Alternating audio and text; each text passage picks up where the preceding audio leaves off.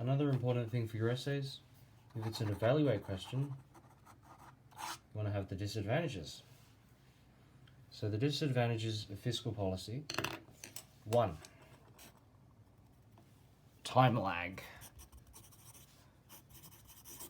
Fiscal policy, discretionary policy, requires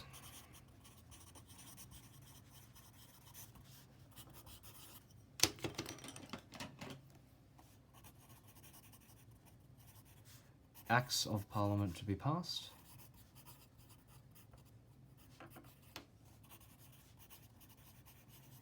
So this is called implementation lag.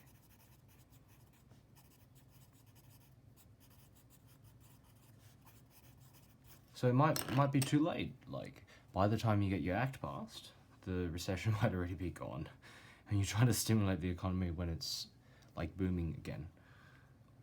Although in reality, if it's a very bad recession, Parliament will hurry up its act, such as with Rudd's thing. So it might be too late.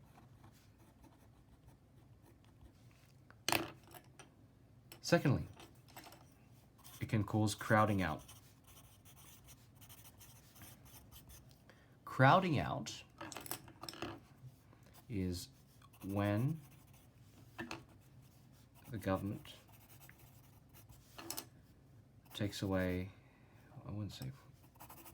when government expenditure causes an allocation of resources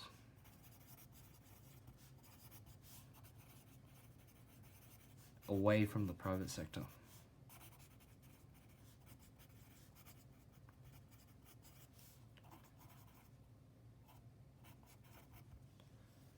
What happens during crowding out? So governments, when they run budget deficits for expansionary policy, they need to borrow money. So we start with the deficit. You need to borrow.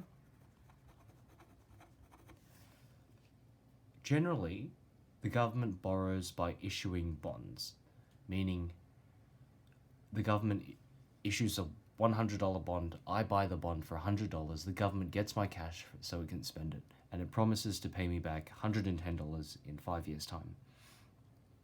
But what happens when the government borrows a lot of money?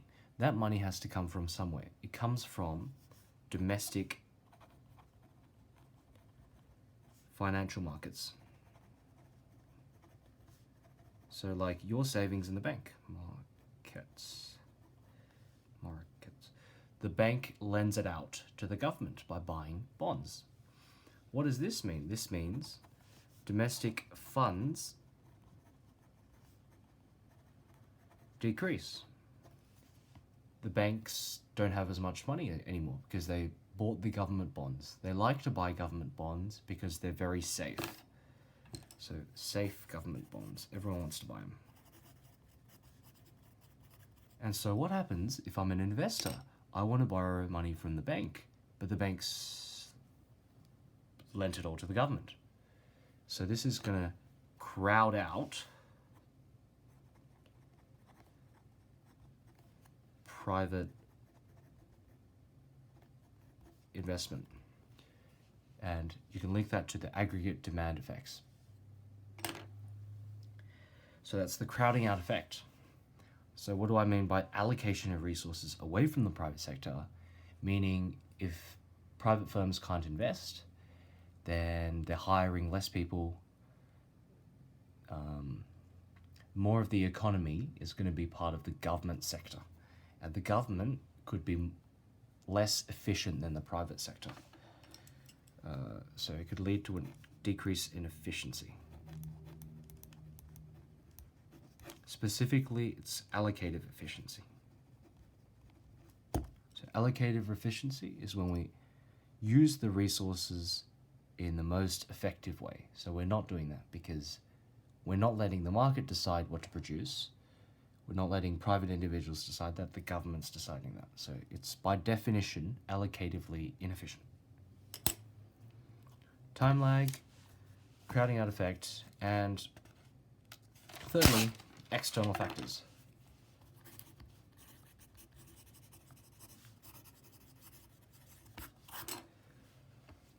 This is a limitation to fiscal policy because fiscal policy it's not a all-powerful instrument because external factors can still hinder the effectiveness. So, for example,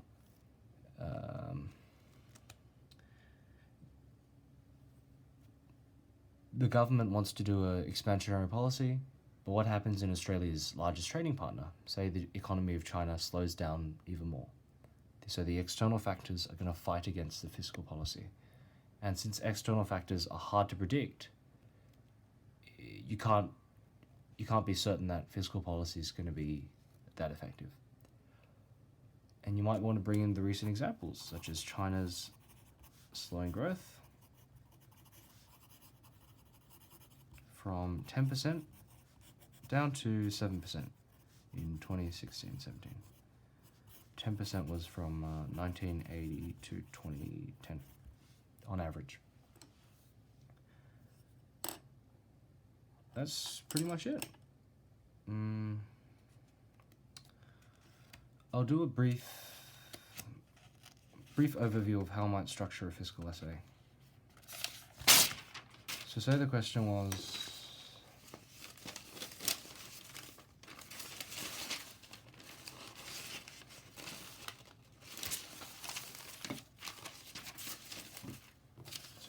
this one. Evaluate the effects of fiscal policy on, let's say it was growth and inflation.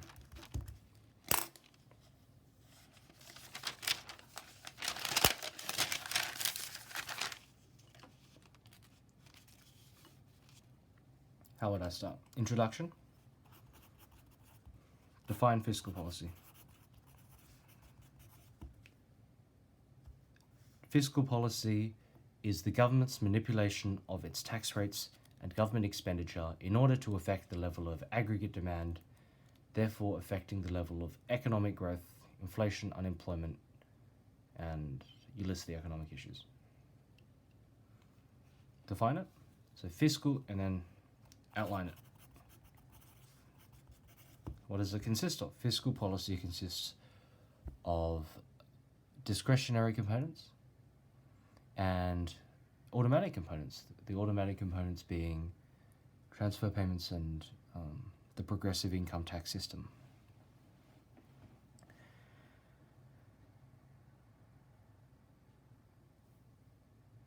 Now we want to address the question. We want to address growth.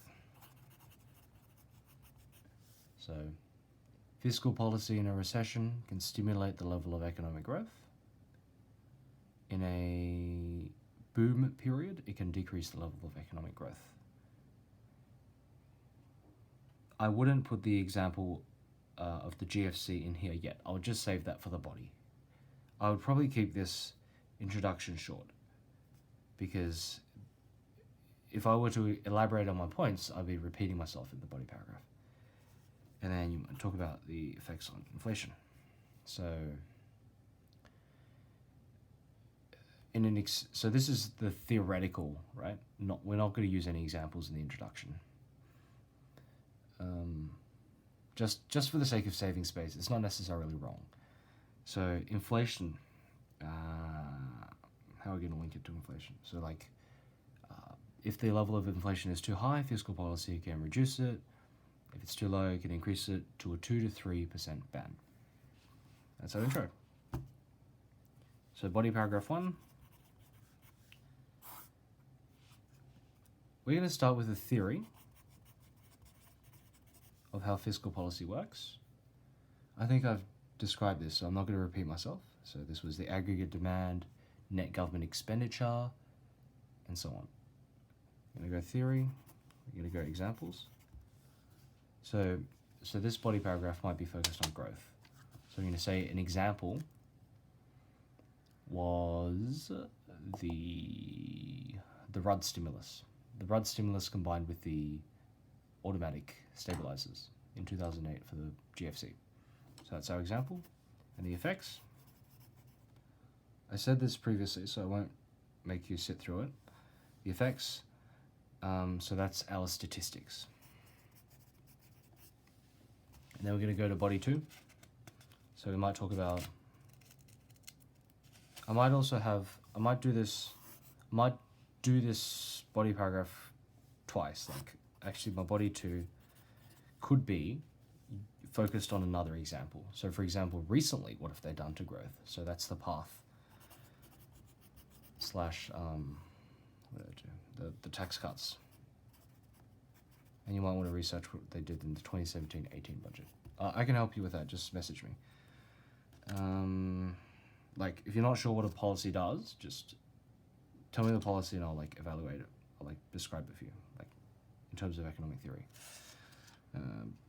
Body 2, so that was still focused on growth. Body 3, I might do inflation. So I might try to find another set of examples if you possibly can. So maybe in 2007, sorry. Actually, that's not a good example. I don't know. I might have to go back to GFC if it was inflation.